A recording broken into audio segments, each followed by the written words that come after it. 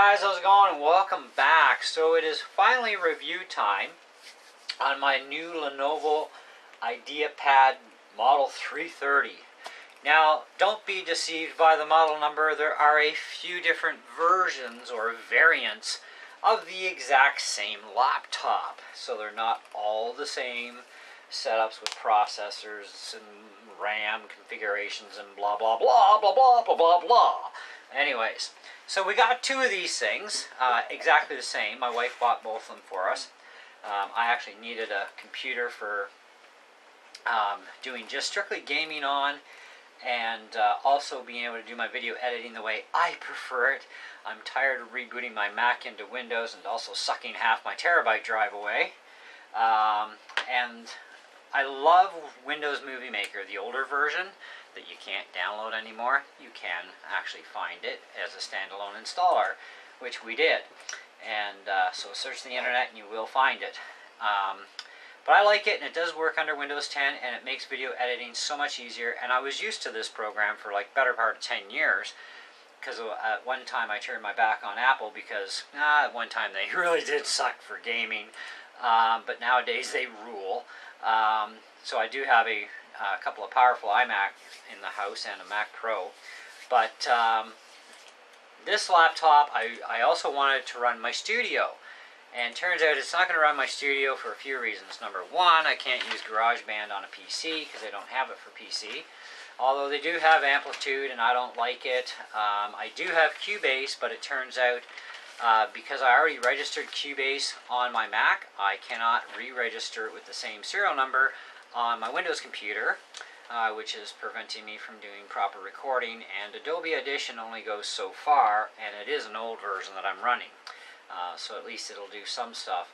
But it's still not going to run the studio setup properly for my recording studio. So I left that job up to the iMac, and so I have very limited games on it. But this is my main workhorse for video games, and one of my favorite games is actually Need for Speed games. More current one would be the Undercover, although it's not current anymore. There's like probably 3 more versions above it out now. But it is a game nonetheless that requires a lot of processing power. And these laptops have a 1.8 gigahertz octa-core processor in them, which is really snappy fast. I actually have a video with Need for Speed Undercover comparing the iMac versus this one, and I go through the specs in the video of the specs of both machines, so you can check that video out if you really want to know. But in the meantime, I've had a lot of time to play on this machine. Now it does have a 17-inch display, 12 gigs of RAM, 1 terabyte hard drive, like I said, a 1.8 gigahertz octa-core processor, full keyboard with number pad, which is awesome because I like using the number pad for my race games. Does have a CD-ROM. Now, not many laptops have CD-ROMs anymore, even in the PC world. Does have a, what do they call that, like a micro-C port or something. It's a new USB port, USB-C. And it's got 2 regular USB ports, hence also its locking ports for being able to hook in all my equipment. 1 headphone jack, it's got a card reader in it, wireless for your internet, and I believe it also has an Ethernet port in this thing too. Yes, it does, and it has the HDMI, which is kind of nice because then you can go right to your TV set with it, which is great. Now, both my computers are set up identical as far as I use Google Chrome for surfing.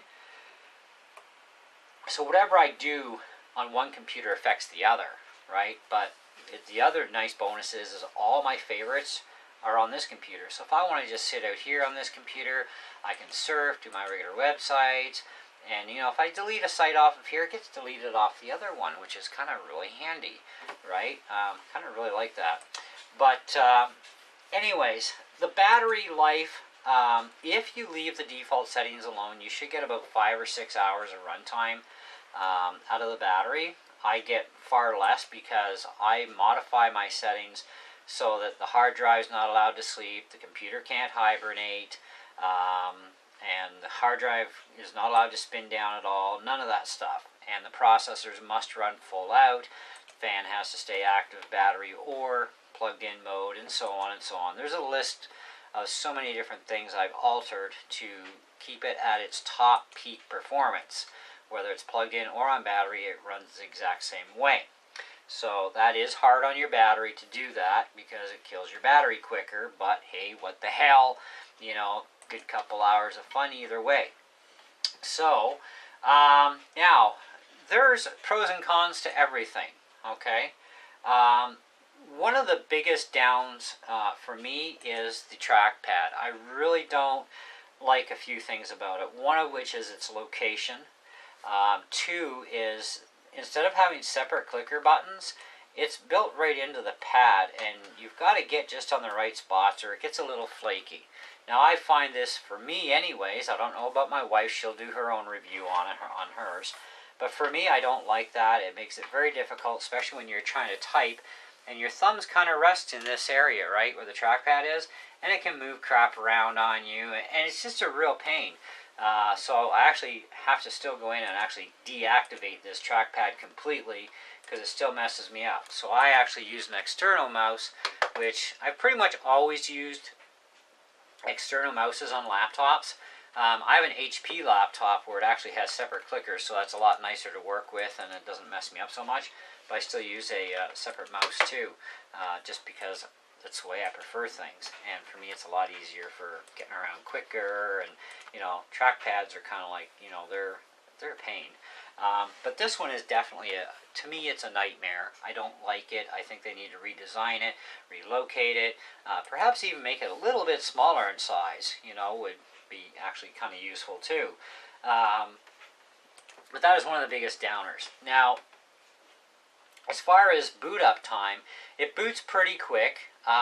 Getting to the desktop and actually starting to do stuff is typical of pretty much any Windows computer. It takes a little bit longer because it's got all the background crap that it automatically has to load and so on.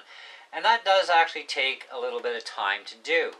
Some computers are quicker at it, some are not so much.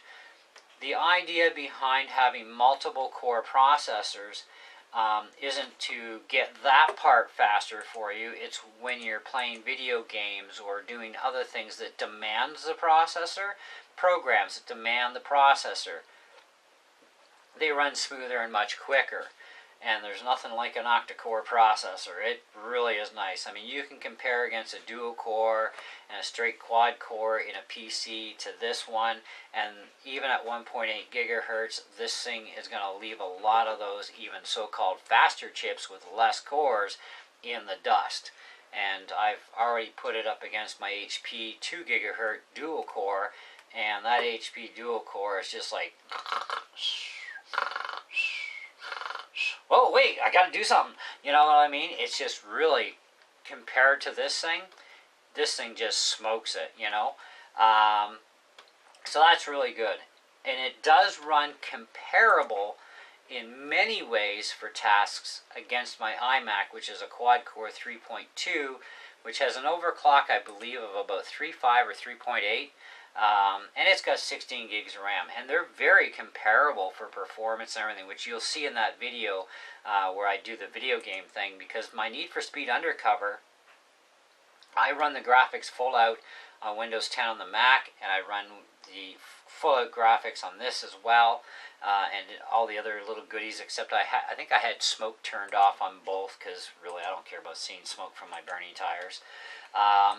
But otherwise, yeah, very much the exact same setup, and they're very, very competitive, right? As far as the color palette goes, it's a really good color palette on this, and the screen is really good. It is a little bit more washed out than the Mac, but, you know, a Mac is a Mac, we all know that. They're made for the graphics, sound, animation, blah, blah, blah, blah, blah, and that's where their highlight points are, where they really produce, right? A little bit different than PCs, but nonetheless, it's still got a great picture. I'm very happy with it, even for video games. I'm really happy with this thing. It does a great job watching YouTube videos, etc. It is very thin as well. It does have an iCore 7 8th generation processor in it too, so that's another benefit. My iMac is actually an i5 processor in comparison, so if you wanted to compare processors that way, of course they're all Intel to Intel, so there you go. Screen is actually very thin as well. Okay, so even the whole laptop, when you close it, it's very thin. It's not really very heavy either. And if you go to the bottom, your battery is built in, but it doesn't take much to pull the screws out of this thing, and if you had to change the battery, you could do it yourself rather easily. Okay, so that's not a big deal. Does have some venting down below here for where the fans and heatsink stuff is. The CD-Rom is nice. It's very quick. And it is, of course, DVD burner. It does have a camera in it. The camera actually works really well, too. Let me just... I gotta blank this out because I gotta type in my password. So I'm just gonna draw your attention somewhere else for a second.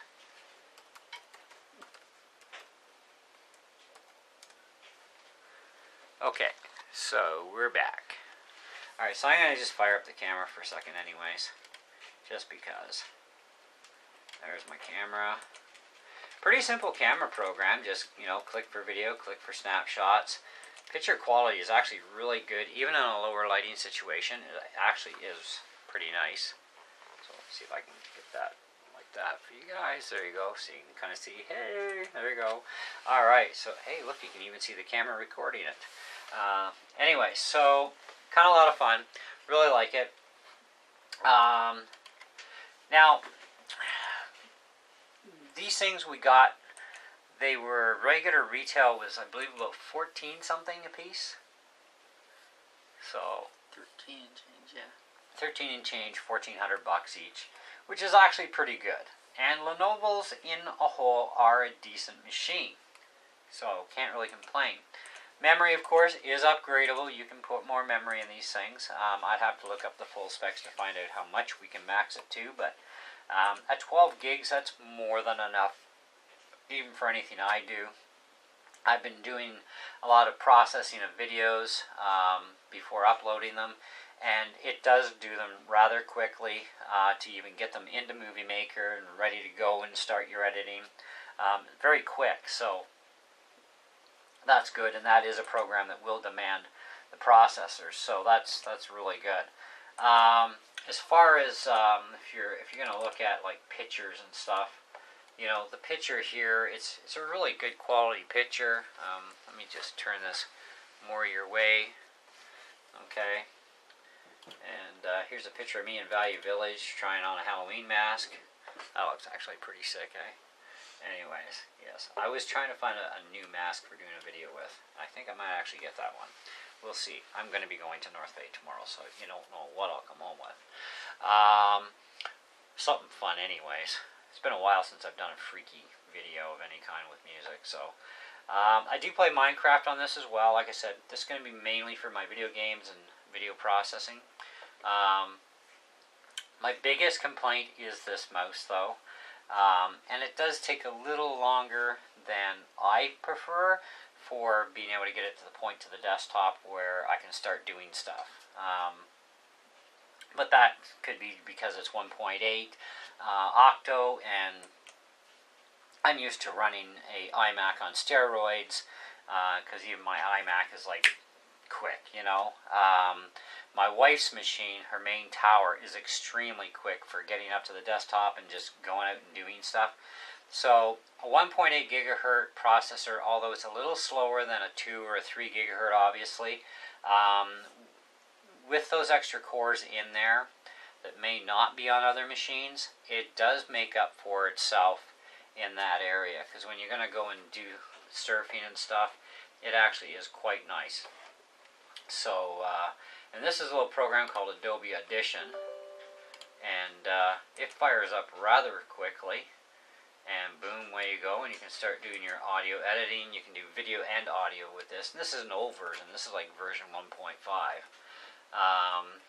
Firing up a video here. This is my video on our VTech phones that I recorded. So we'll just skip ahead. So I recorded this obviously with my JVC camcorder, which I'm using to record this video with. You see it's a really good, crisp, clean picture. You know, it's recorded in 1080p. So really good. So pretty happy with that. So boom, done. Give you a little bit more idea of color paletting. This is just like a guitar note diagram chart. You know, here's a picture of my PV amp. You know, so the color really comes out nice. It does have a really good picture quality. I'm really happy with the picture quality on this thing. It does a really good job. So I think the price was actually really good. I have no complaints about what we paid for these things. I do think another Type-C port would have been handy, a second one, and I think at least a minimum of 3 USB ports would have been also a really good idea. You know, so there's some drawbacks there for me. My HP is like years older than this thing, and it has way more USB ports on it than this thing does. You know, plus it's got HDMI, Ethernet, wireless, all that other jazz. So we're losing out on some, you know, regular USBs, and we only get one Type-C or Type-C port for USB. We have already discovered too that there's a couple of Type-C devices that should actually work. Especially if we have a Type-C to HDMI cable, so that we should be able to put the picture right to the TV. That didn't seem to work out. Don't know why, but didn't want to put out, and it should, because it did it with my dad's Mac, which is Type-C. You know, and so that was kind of a bit of a downer, considering this is Type-C stuff, and it should just go boom boom, and that's it, and it doesn't. So they do have some refinements, obviously, on the PC world to make on Type-C ports, for sure. Because it's not the first hassle we run into with some of the Type-C stuff on Windows computers. But who knows? We'll have to figure out. Maybe it's a firmware thing they got to do. I have no idea. But anyhow, like I said, the mouse pad, really, it barks. So I would probably give this laptop about a 3 3/4 out of 5. You know, honestly, nothing's perfect, guys. We already know that. Lack of, you know, USB regular ports. It should have at least one other Type-C. Type-C port should also work with all the Type-C devices they're supposed to, but don't count your chickens on it. It may be a kind of a crapshoot, Russian roulette, to see what works and what doesn't work right. But do keep an eye on my wife's channel, Susan Millard. She has been testing a lot of Type-C stuff, and you will find on her channel what stuff is working and on what, and what is not working on what. So she's got quite a few videos already up on those devices and how they're operating, so check her channel out for that. I played around with the one cable myself, and yeah, forget it. And that was disappointing. So anyways,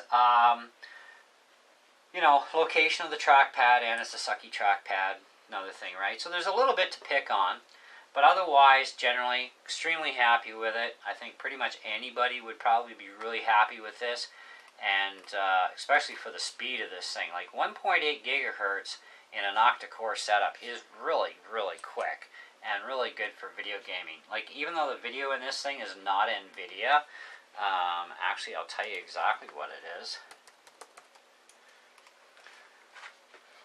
Come on, not there. That's not where I want to go. Device security, no, device. How about we go device manager control panel. There we go. I'll give you a little bit of a look here at the device manager. So we've got Bluetooth, which is 4.1. We've got our camera. Display adapter is Intel Ultra HD Graphics 620. I can't remember what the VRAM on it was, but it's more than enough for running Need for Speed Undercover at full tilt and no barking, like no bog whatsoever. So that's actually quite good.